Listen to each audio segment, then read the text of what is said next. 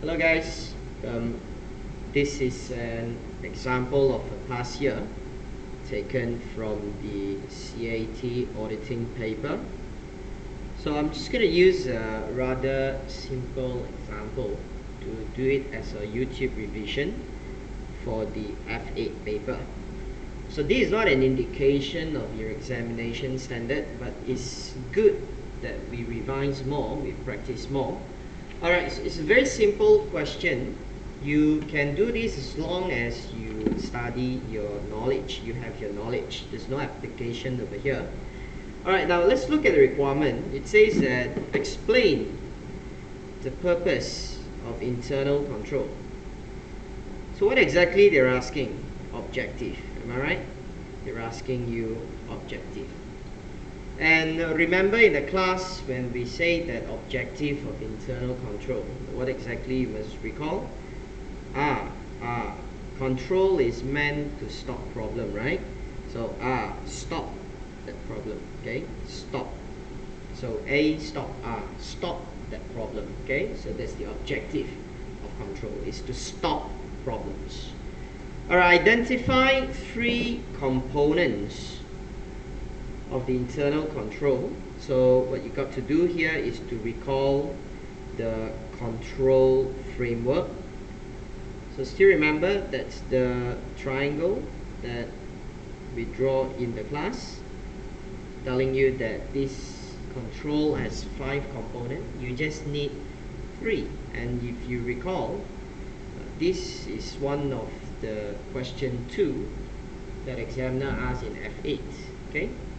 Right, C, identify one inherent limitation of internal control system, and the limitation identified, you should give an example of it. Right, the questions just say one. So as you can see, the difference here with an F8 examination is the level that is expected of a student.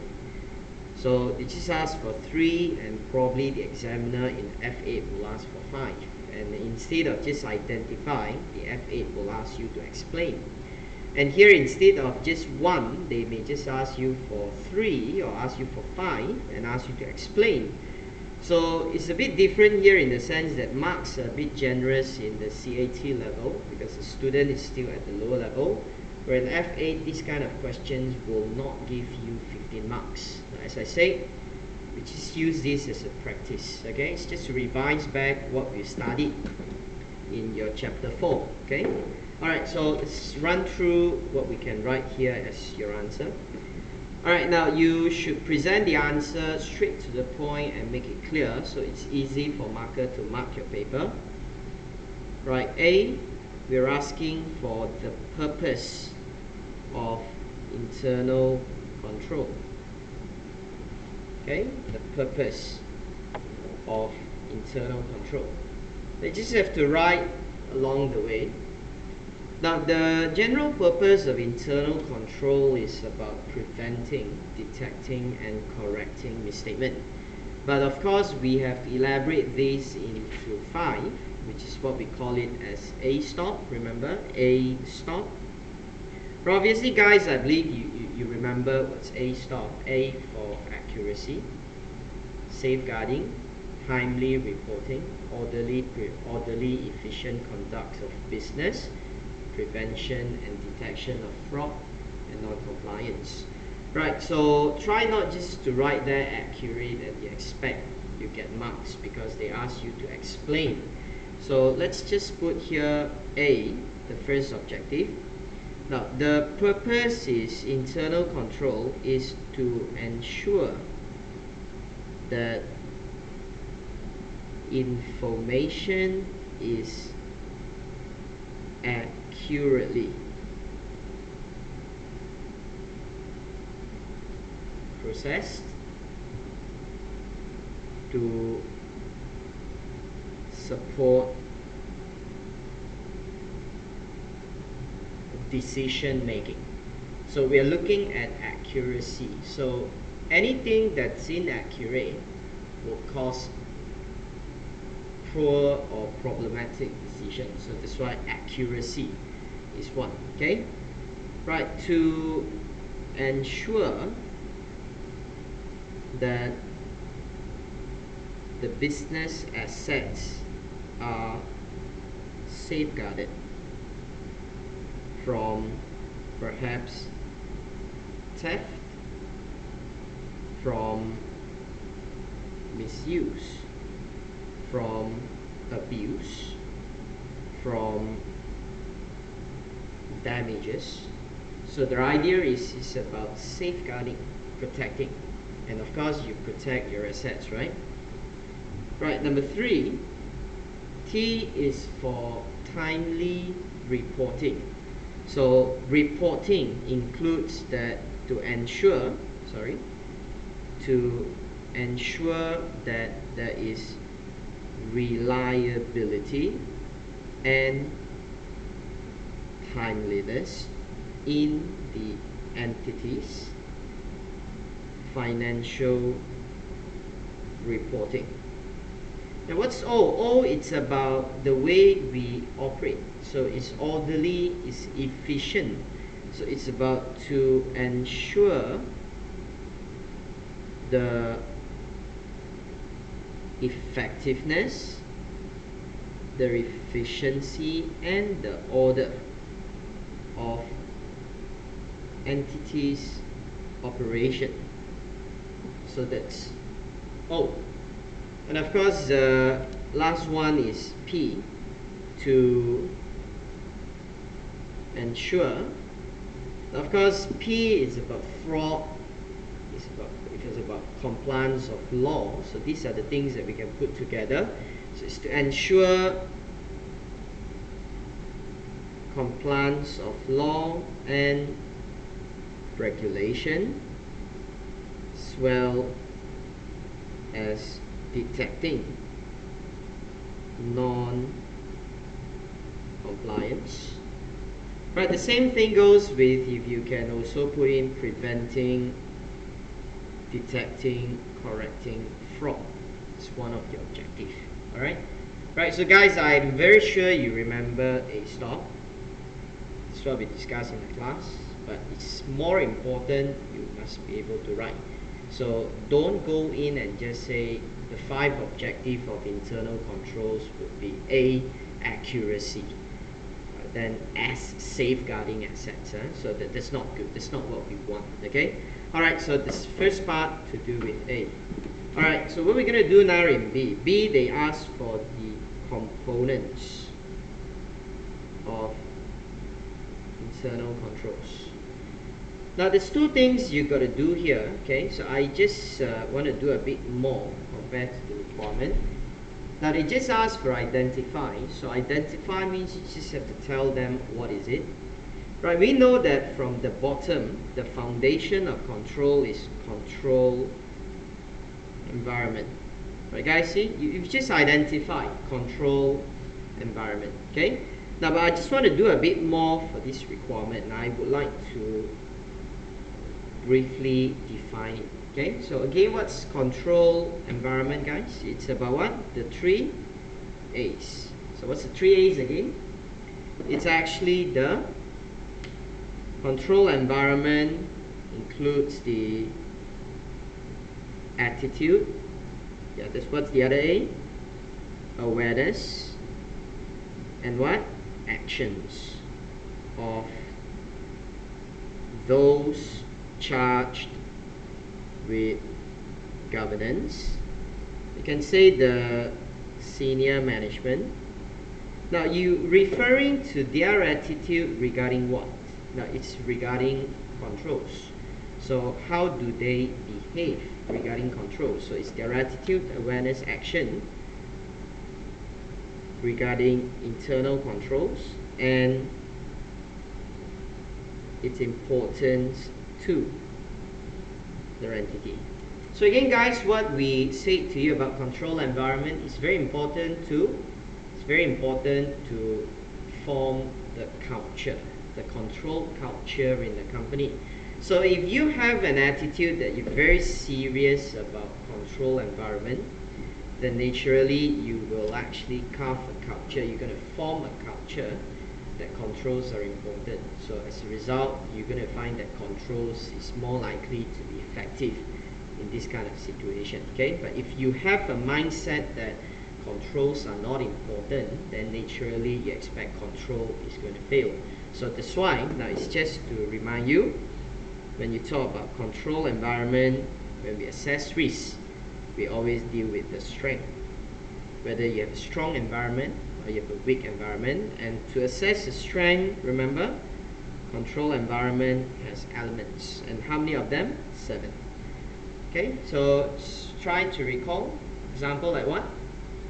First one, it's the way how we communicate and how we enforce integrity and ethical value. Now, this is just one of it. Okay, now again, same, if you have forgotten, please, this is what you must revise. Okay, alright, so it's just one of the elements we have here.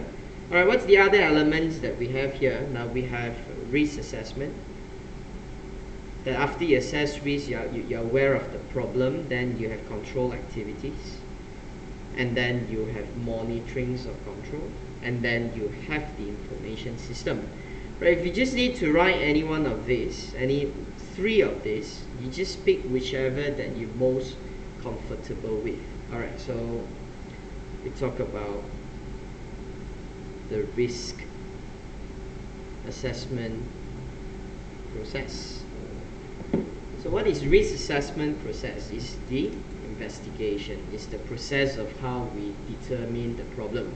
So this component deals with identification of risk that their entity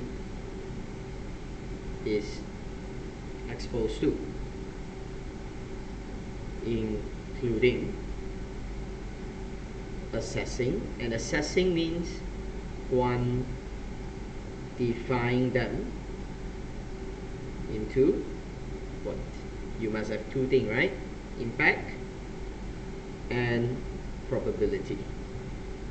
Right, so that's risk assessment. It's very important you must have risk assessment, because assessment is about awareness. You must know your risk, then you know how to respond. You do not know risk, you cannot respond. Agree? Right, so that's the second component.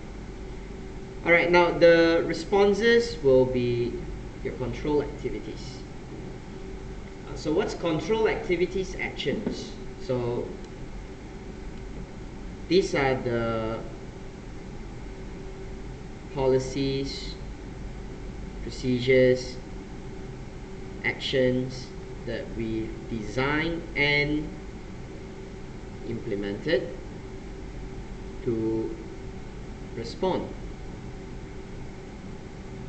to the assessed risk. For instance, so you can just give a few examples of explaining what you want to say. Like we have things called segregation of duty. Okay, so for instance, like segregation of duties, authorization. Okay, having documents to be sequentially pre-numbered. These are all your controls. Alright? Okay, so this is what I've done here. So besides identifying, I also explain a bit about what they need here. Okay, so I've modified the requirement just to make it a bit more consistent with the standards expected in F8. Alright, now guys, we're just going to finish off the last part. Okay, so we are asking you here in C, what's the inherent limitation of internal control? Again, do you recall when we studied the word inherent limitation? Now we did this in chapter 1. We talk about inherent limitations of audit. So what's the problem when you have inherent limitations of audit? That limitations has caused that we are unable to guarantee. So we cannot guarantee their opinion. So So because of the inherent limitations in the internal control, same thing, as a result, you cannot guarantee. Now, what is it that you can't guarantee? Now, we just said that controls are here to stop problems. But it does not mean that having control, you can guarantee that there will be no problems, right? So you cannot guarantee that your internal controls will not fail. Okay, so we can't guarantee. Now, what is it that the reason or the cause that we can't guarantee that internal controls will not fail? Now, this includes, I just put on the point. For example, we have problems like collusion. We have problems to do with human errors. We have problems with management overriding controls. We have problems to do with cost more than benefit. And we have problems to do with inability to cope with non-routine problems. Right, so that's the 5 inherent limitations. So they want us to identify and you explain with an example. Alright, so I've just identified the 5 problems with you. So I just pick 3 of them and explain with you with an example. Okay, so this is part of your answer. Of course, you present them nicely. Alright, now I'm going to write down the first point called collusion. Right, what's collusion? Collusion means we have 2 or more people colluding to circumvent the control. So this is called collusion. So for example, like what? Now you must give an example. Example means it has to be more specific.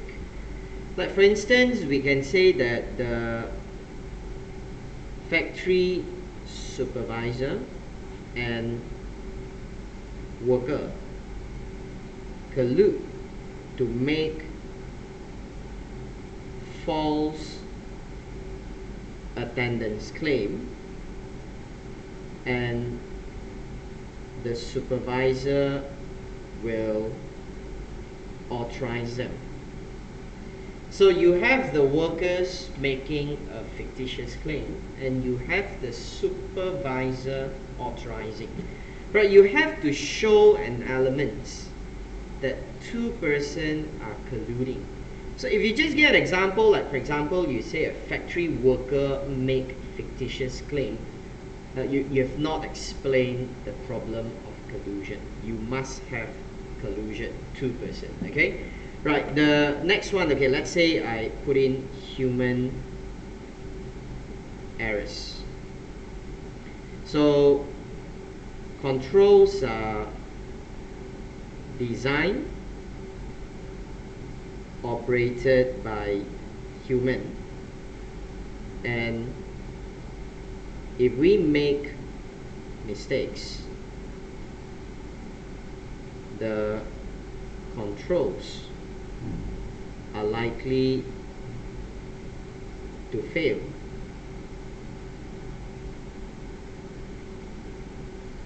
due to them. Okay? Because the control is based on what we design. So if we made a mistake, obviously you're going to fail. Okay? So this can lead to breakdowns, for instance. Right? So take an example. Now let's say maybe the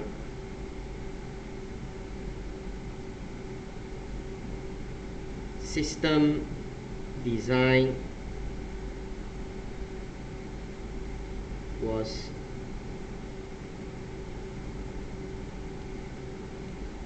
inappropriately set,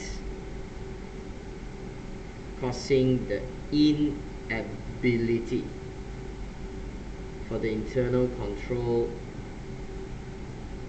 to detect faults.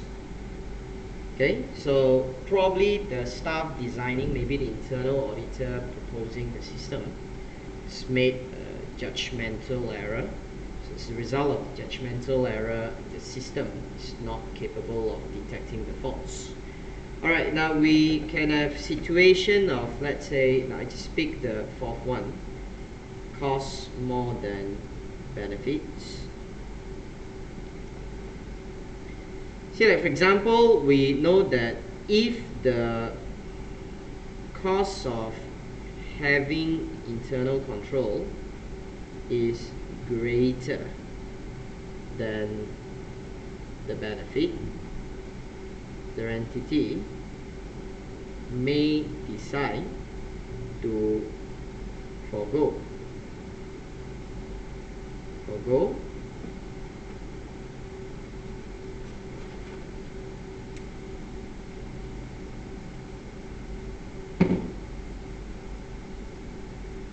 their internal control. So you just decided to give it up because you find that what's the point of having a more expensive control to prevent a problem that you don't save more than the cost. So this is the problem. Okay, so you're gonna have more cost than benefit. Now for instance, in a lot of small business, the entity refuses to segregate duties due to high staff costs. Okay, they refuse to segregate duty due to high staff costs just because they want to prevent maybe a petty cash fraud. Okay, so probably they find that segregation can help to prevent some fraud like misappropriation of cash and so on. But a lot of times they just refuse to segregate because there's no point to avoid fraud that is small in value with the cost of having another additional staff. Alright, so it's an example of question 1. Right guys, we learned this in your chapter 4, so I hope that again this is an additional video that can help you in revising. Now give your this question in the class. Alright guys, thank you very much. Thanks for watching. So we shall have another video coming next time.